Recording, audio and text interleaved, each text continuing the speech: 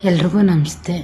ಈ ದಿನ ಮುಖಪುಸ್ತಕದಲ್ಲಿ ನನಗೆ ಹಲವಾರು ವರ್ಷಗಳಿಂದನೂ ಕೂಡ ಚಿರಪರಿಚಿತರು, ಮಾರ್ಗದರ್ಶಕರು ಹಾಗೂ ಒಬ್ಬರು ಸಹೋದರಿಯಾಗಿಯೂ ಕೂಡ ತಾಯಿ ಸ್ಥಾನದಲ್ಲಿ ನಿಂತು ಸಾಕಷ್ಟು ನನ್ನನ್ನು ಬೆಂತಟ್ಟುವಂತಹ, ಆತ್ಮಸ್ಥೈರ್ಯ ತುಂಬುವಂತಹ ಶೋಭಾಮೆಟ್ಟಿ ಅಕ್ಕನವ್ರದ್ದು ಒಂದು ಬರಹನ ಇವತ್ತು ನಾನು ವಾಚನ ಮಾಡೋಣ ಅಂತೇಳಿ ಬಂದಿದ್ದೀನಿ.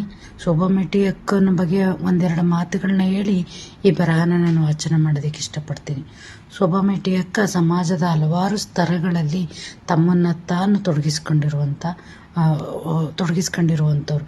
ಸಾಮಾಜಿಕವಾಗಿ, ರಾಜಕೀಯವಾಗಿ ಒಬ್ಬರು ಪ್ರಬುದ್ಧ ಬರಹಗಾರರಾಗಿ ಸಾಹಿತ್ಯ ಕ್ಷೇತ್ರಗಳಲ್ಲೂ ಕೂಡ ಗುರುತಿಸ್ಕೊಂಡು ಒಂದು ಒಳ್ಳೆ ಉತ್ತಮವಾದ ಮನೆತನದಿಂದ ಬಂದು ತನ್ನ ಕುಟುಂಬದ ನಿರ್ವಹಣೆ ಜೊತೆಗೆ ಸಮಾಜದ ಈ ಹಲವಾರು ಕಾರ್ಯಗಳಲ್ಲಿ ತೊಡಗಿಸ್ಕೊಂಡಿರುವಂಥದ್ದು ನಮ್ಮಂಥ ಮಹಿಳೆಯರಿಗೆ ತುಂಬ ಆದರ್ಶನೀಯವಾದಂಥ ವಿಚಾರ.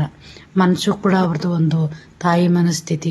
ಮುಖಪುಸ್ತಕದಲ್ಲಿರೋ ಪ್ರತಿಯೊಬ್ಬರಿಗೂ ಕೂಡ ಅವರು ತಾಯಿಯಾಗಿ, ಗುರುವಾಗಿ, ಅಕ್ಕ ಆಗಿ, ತಂಗಿಯಾಗಿ, ಹಿತೈಷಿಗಳಾಗಿ ತುಂಬ ಜನರ ಬರಹಗಳನ್ನ ಅವರು ಓದುತ್ತಾ, ಪ್ರತಿಕ್ರಿಯಿಸ್ತಾ, ಅವ್ರ ತಪ್ಪುಗಳನ್ನ ತಿತ್ತಾ ಬೆಂತಡ್ತಾ ಬರ್ತಿದ್ದಾರೆ.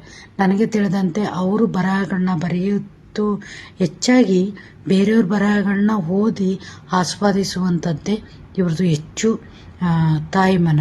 ಸೊ ಇಂಥ ಒಬ್ಬರು ಅಕ್ಕನ ಸಿಕ್ಕಿರುವಂಥದ್ದು ನಮ್ಮೆಲ್ಲರೂ ಸೌಭಾಗ್ಯ ಅಂತ ಹೇಳ್ತಾ, ಅಕ್ಕ ಬರೆದಂತಹ, ಅದರಲ್ಲೂ ಹೊಸ ವರ್ಷ ಕುರಿತು ಬರೆದಂಥ ಒಂದು ಬರಹನ ನಿಮ್ಮ ಮುಂದೆ ವಾಚನ ಮಾಡ್ತೀನಿ.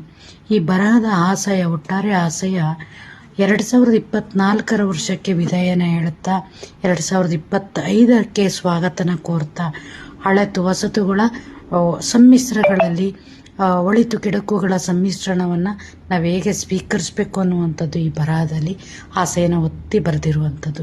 ನನಗಂತೂ ಬೆಳಿಗ್ಗೆ ಓದಿದಾಗ ತುಂಬಾ ಖುಷಿಯಾದಂಥದ್ದು. ಈ ಬರಹನ ಇವತ್ತು ನಿಮ್ಮ ಮುಂದೆ ಪ್ರಸ್ತುತಪಡಿಸ್ತೀನಿ.